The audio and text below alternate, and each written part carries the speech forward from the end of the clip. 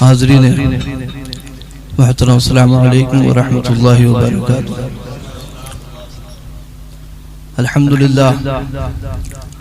الحمدللہ رب العالمین والعاقبۃ للمتقین، والصلاة والسلام علی سید المرسلین وعلی آلہ واصحابہ اجمعین برحمتک یا ارحم الراحمین، اما بعد فاعوذ باللہ من الشیطان الرجیم، بسم اللہ الرحمن الرحیم۔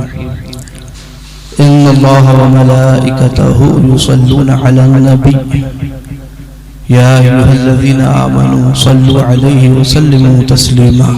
اللہم صل علی سیدنا و مولانا محمد معدن الجود والکرم وعلی آلہ وصحبہ بارک وسلم۔ حاضرین محترم، پچھلے سال کی طرح امسال بھی اعلیٰ حضرت کا جشن ولادت سرکار اعلیٰ حضرت کے مزار کے سامنے رضوی دارالفتہ میں ہم منا رہے ہیں، اور یہ جو جشن ولادت منایا جاتا ہے یہ کوئی بدعت نہیں ہے، جیسا کہ وہابی کہتے ہیں، وہ تو میلاد النبی کے جشن کو منانے کو بھی بدعت کہتے ہیں معاذ اللہ، بلکہ یہ ایک قسم کا اعتراف اور احسان مندی ہے جو ہم یوم الوصال یا یوم ولادت منا کر ظاہر کرتے ہیں۔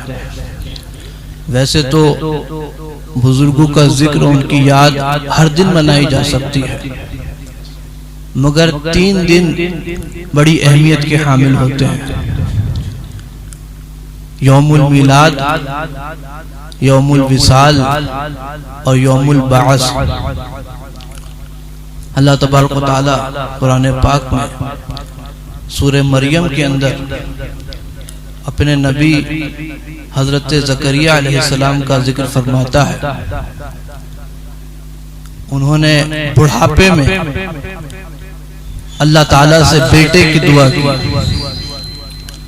جب ان کے بال سارے سفید ہو چکے تھے اور ان کی اہلیہ بھی ضعیفہ ہو چکی تھی، واشتعل الرأس شیبہ، کہ سر سے ان کے بڑھاپے کا بھبوکا پھوٹ چکا تھا۔ اس وقت انہوں نے اللہ سے دعا کی کہ مولا تعالیٰ مجھے ایک بیٹا عطا فرما دے جو میرے بعد آل یعقوب کا وارث ہو۔ تو اللہ تعالیٰ نے انہیں بڑھاپے میں حضرت یحییٰ علیہ السلام کی بشارت دی، اور پھر ان کا ذکر کر کے فرمایا وَسَلَامٌ عَلَيْهِ يَوْمَ وُلِدَ وَيَوْمَ يَمُوتُ وَيَوْمَ يُبْعَثُ حَيًّا، کہ سلامتی ہے اس پر جس دن وہ پیدا ہوا اور جس دن وہ انتقال کرے گا اور جس دن وہ زندہ اٹھایا جائے۔ تو معلوم ہوا کہ یہ 3 دن بڑی اہمیت کے ہیں کہ اللہ تعالیٰ نے بطور خاص ان ایام کا ذکر فرمایا۔ حاضرین محترم، ویسے تو اللہ تبارک و تعالیٰ کی سلامتی اور رحمت اپنے نبی پر ہر وقت اور ہر آن ہے، مگر اللہ تعالیٰ نے خصوصیت کے ساتھ ان 3 ایام کا ذکر کیا، فرمایا وَسَلَامٌ عَلَيْهِ يَوْمَ وُلِدَ وَيَوْمَ يَمُوتُ وَيَوْمَ يُبْعَثُ حَيًّا۔ اور اسی طرح اللہ تعالیٰ نے حضرت عیسیٰ علیہ السلام کا ذکر فرمایا۔ اللہ تعالیٰ قرآن پاک میں حکایتاً عن عیسیٰ علیہ السلام فرماتا ہے وَسَلَامٌ عَلَيَّ يَوْمَ وُلِدتُ وَيَوْمَ أَمُوتُ وَيَوْمَ أُبْعَثُ حَيًّا۔ حضرت عیسیٰ نے فرمایا کہ سلامتی ہے مجھ پر جس دن میں پیدا ہوا، جس دن انتقال کروں گا اور جس دن زندہ اٹھایا جاؤں گا۔ تو حاضرین محترم، یہ دن خاص ہوتے ہیں، اور اسی وجہ سے ہم اپنے بزرگوں کا ذکر اور ان کی یاد اور ان کے ایصال ثواب کی محفل کا ان دنوں میں بطور خاص اہتمام کرتے ہیں۔ ویسے تو بزرگوں کی یاد آپ ہر دن منا سکتے ہیں، ہر دن ایصال ثواب کریں، مگر یہ دن خاص، اور اس دن ہم ان بزرگوں کا پیغام اور ان کی تعلیمات کو نشر کرتے ہیں۔ حاضرین محترم، حضور سرکار اعلی حضرت فاضل بریلوی کی زندگی کا سب سے درخشاں اور سب سے اہم پہلو یہی احیاء تحریک عشق رسول علیہ السلام ہے، یعنی اعلی حضرت نے مسلمانوں کے دلوں میں جو عشق و عظمت رسالت علیہ السلام کے چراغ جلائے رکھے، یہی اعلی حضرت کا سب سے بڑا کارنامہ ہے۔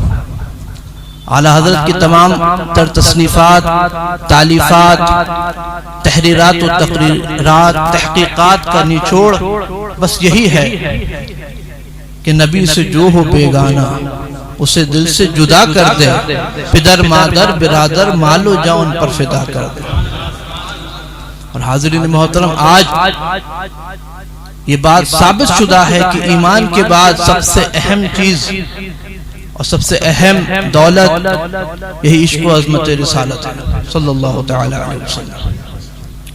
اِنَّا أَرْسَلْنَاكَ شَاهِدًا وَمُبَشِّرًا وَنَذِيرًا لِتُؤْمِنُوا بِاللَّهِ وَرَسُولِهِ وَتُعَزِّرُوهُ وَتُأَقِّرُوهُ وَتُسَبِّحُوهُ بُكْرَةً وَأَصِيلًا۔ اللہ نے فرمایا ہم نے اے حبیب تمہیں شاہد و مبشر و نذیر بنا کر بھیجا تاکہ اے لوگو تم اللہ پر ایمان لاؤ اور میرے اس نبی کی تعظیم و توقیر کرو اور اللہ کی صبح و شام پاکی بولو۔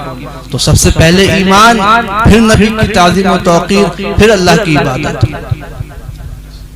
حاضرین محترم، اور مسلمانوں میں اس دولت کا ہونا اور اس طاقت کا ہونا سب سے زیادہ ضروری ہے۔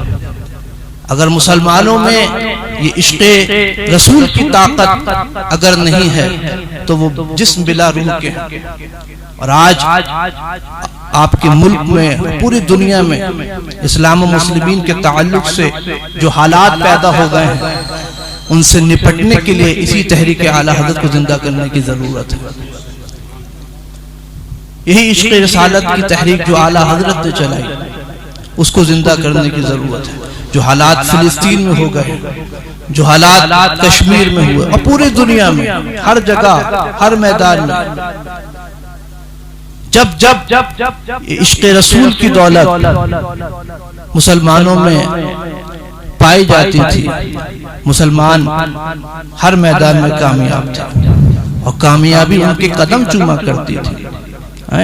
وہ کیا کہا شاعر مشرق علامہ اقبال نے، ڈاکٹر اقبال نے، کہ وہ فاقہ کش کہ موت سے ڈرتا نہیں ذرا، روح محمد اس کے بدن سے نکال دو، اور فکر عرب کو دے کر فرنگی تخیلات اسلام کو حجاز و یمن سے نکال دو، اور اہل حرم سے ان کی روایات چھین لو۔ یہ ابلیس کا پیغام ہے اپنے سیاسی چیلوں کو کہ اہل حرم سے ان کی روایات چھین لو، آہو کو مرغزار ختن سے نکال دو۔ یہ آج جب تک روح محمد عشق رسول کی شکل میں مسلمانوں کے بدن میں تھی، مسلمان ہر میدان میں کامیاب تھے۔ مگر حاضرین محترم، آج ہم عاشق رسول ہونے کا دعویٰ تو کرتے ہیں، مگر ہر میدان میں ناکام ہیں، ہر میدان میں پسپاں ہیں۔ تو حاضرین محترم، ہمارا دعویٰ تو جھوٹا ہو سکتا ہے، قرآن و حدیث جھوٹے نہیں ہو سکتے معاذ اللہ، کیونکہ اللہ تعالیٰ نے اور قرآن پاک نے تو بہت پہلے ہی وعدہ کر دیا ہے کہ انتم الاعلون ان کنتم مؤمنین، کہ مسلمانوں تم ہی کامیاب ہو اگر ایمان رکھتے ہو۔ یہ اللہ کا تو وعدہ ہے، اور ایمان کیا ہے؟ کامل ایمان ہو تبھی کامیاب ہو۔ اور ایمان کا کمال کیا ہے؟ ایمان کا کمال یہی عشق رسول ہے، کیونکہ حدیث پاک میں آیا لا یؤمن احدکم حتی اکون احب الیہ من والدہ وولدہ والناس اجمعین۔ تم میں سے کوئی بھی شخص اس وقت تک مومن کامل ہو نہیں سکتا جب وہ مجھ سے سب سے بڑھ کر محبت نہ کرنے لگے۔ جب وہ مجھ سے اپنے آبا و اجداد سے بڑھ کر، اپنی آل و اولاد سے بڑھ کر، کنبے قبیلے سے بڑھ کر، تمام لوگوں سے بڑھ کر مجھ سے محبت نہیں کرنے لگتا، وہ کامل الایمان مومن ہو نہیں سکتا۔ تو مسلمانوں، یہ مسلمانوں کی کامیابی کا راز تو ایمان میں ہے، اور ایمان عشق رسول کا نام ہے۔ اگر ہمارا دعویٰ سچا ہوتا تو ہم ناکام نہ ہوتے، کیونکہ قرآن و حدیث تو جھوٹ نہیں بول سکتے، کیونکہ وعدہ الہی ہے کہ کامیابی و کامرانی مسلمانوں تمہارے قدم چومے گی اگر تم مومن کامل ہو۔ اللہ تعالیٰ نے فرمایا کہ جو آج حالات چل رہے ہیں پوری دنیا میں، اس سے متاثر ہو کر یہ کچھ باتیں میں عرض کر رہا ہوں۔ اللہ نے فرمایا یریدون ان یطفئوا نور اللہ بافواہہم یأبی اللہ الا ان یتم نورہ ولو کرہ الکافرون، کہ یہ کافر، یہ مشرک یہ چاہتے ہیں کہ اپنی پھونکوں سے اللہ کے نور کو، اسلام کے نور کو بجھا دیں، مگر اللہ تو اپنے نور کو پورا کر کے ہی رہے گا، اگرچہ کافر برا مانتے ہیں، بڑے خاک ہو جائیں کافر۔ هو الذي ارسل رسوله بالهدى ودين الحق ليظهره على الدين كله ولو كره المشركون، کہ وہی ہے جس نے اپنا رسول ہدایت اور سچے دین کے ساتھ بھیجا تاکہ وہ اسے تمام دین پر غالب کر دیں، اگرچہ مشرک برا مانتے ہیں۔ تو مسلمانوں، یہ تو اللہ کا وعدہ ہے کہ اللہ تعالیٰ اس دین کو، دین اسلام کو تمام ادیان پر غالب کرے گا اور اس نور کو پورا کر کے ہی رہے گا۔ ہے کفر کی ہے نور خدا کفر کی حرکت پہ خندہ زن، پھونکوں سے یہ چراغ بجھایا نہ جائے گا۔ تو یہ تو اللہ کا وعدہ ہے کہ یہ دین غالب ہوگا، غالب کریں گے کون؟ کریں گے تو مسلمان ہی، اور کیسے کریں گے؟ ایمان کامل کر کے، اور ایمان کا کمال کیا ہے؟ وہ یہی ہے جو سرکار اعلیٰ حضرت کے در سے ملا کہ جان ہے عشق مصطفیٰ، روز وضو کرے خدا، جس کو ہو درد کا مزہ ناز دوا اٹھائے۔ یہ ہے سلسلہ، یہ عشق رسول کا کمال ہے۔ حاضرین محترم، اور جو تحریک اعلیٰ حضرت نے چلائی، آج گستاخیاں ہو رہی ہیں پوری دنیا میں حضور کی شان میں، ہندوستان میں ہو رہی ہیں، دوسرے ملکوں میں ہو رہی ہیں۔ حاضرین محترم، ایک کتاب میں نے ابھی پڑھی تھی، The Threat to Islam Indian Dimension، انگریزی میں ہے۔ اس میں بیان کیا گیا ہے کھلے لفظوں میں کہ 1925 میں اس RSS کا وجود اسی لیے ہوا کہ وہ ہندوستان میں اسپین کا ماڈل تیار کر سکے، کہ جس طرح اسپین انڈلس میں حضرت طارق بن زیاد نے فتح کیا اور 800 سالوں تک اس اسپین میں مسلمانوں کی حکمرانی رہی، بڑی بڑی مساجدیں تعمیر ہوئیں، بڑے بڑے مدارس تعمیر ہوئے، مسلم سائنسداں پیدا ہوئے، علماء پیدا ہوئے، اسلامی لٹریچر تیار ہوا، مگر پھر ان کو اسی ملک سے، ان کے وطن سے، آبائی وطن سے نکال دیا گیا، اور آج چند فیصد مسلمانوں کے علاوہ وہاں پہ کوئی نہیں ہے۔ تو اس کا وجود بھی ہندوستان میں اسی لیے ہوا تھا کہ وہ انڈلس کا ماڈل یہاں پیدا کر سکے، تیار کر سکے۔ تو آج جب میں اسپین کی تاریخ پڑھتا ہوں تو دیکھتا ہوں کہ جو طریقہ، جو سازش، جو عیاری اور مکاری وہاں اختیار کی گئی، وہی سیم تاریخ مسلمانوں میں اور وہی طریقہ اپنایا جا رہا ہے۔ اس زمانے میں اسپین میں کثرت کے ساتھ لوگ اسلام قبول کر رہے تھے، عیسائی۔ ان پادریوں کے دلوں میں بہت زیادہ اس کے تعلق سے بغض بھرا ہوا تھا، تو انہوں نے سوچا کہ کیسے عیسائیوں کے دلوں میں مسلمانوں کی نفرت ڈالی جائے، بغض ڈالا جائے۔ تو انہوں نے مسلمانوں کی نفسیات کو گہرائی سے پڑھا اور انہوں نے یہ نتیجہ نکالا کہ مسلمانوں کا رشتہ ان کے نبی سے بڑا مضبوط ہے صلی اللہ علیہ وسلم، اور مسلمان سب کچھ تو برداشت کر سکتے ہیں مگر اپنے نبی کی شان میں گستاخی برداشت نہیں کر سکتے. تو ان پادریوں نے، جس کا نام جولیس تھا پہلے، اس نے کھلے عام جان بوجھ کر کے، یہ جانتے ہوئے بھی کہ اس کی سزا قتل ہے، حکومت اسلامی، حضور کی شان میں گستاخی کی اور بار بار گستاخیاں کی. تو اس وقت کے جو سلطان عبد الرحمن تھے، انہوں نے اس کے قتل کا حکم دیا. اور اس طرح وہاں پہ عیسائیوں کو بھڑکایا گیا، مسلمانوں کا بغض ان کے دلوں میں پیدا کیا گیا، اور پھر یکے بعد دیگر حضور کی گستاخی کا سلسلہ شروع ہوا. یہاں تک کہ کتاب میں لکھا ہے کہ 50 سے زیادہ لوگ، 50 سے زیادہ پادری مار دیے گئے حضور کی گستاخی کے نتیجے میں. آج آپ غور کیجئے، اپنے ملک میں یہ بھی جانتے ہیں کہ مسلمانوں کا رشتہ اپنے نبی سے کتنا مضبوط ہے. مسلمان سب کچھ برداشت کر سکتا ہے مگر نبی کی شان میں گستاخی برداشت نہیں کر سکتا، اور ان کے نزدیک اس کی سزا قتل ہے اگر حکومت اسلامی.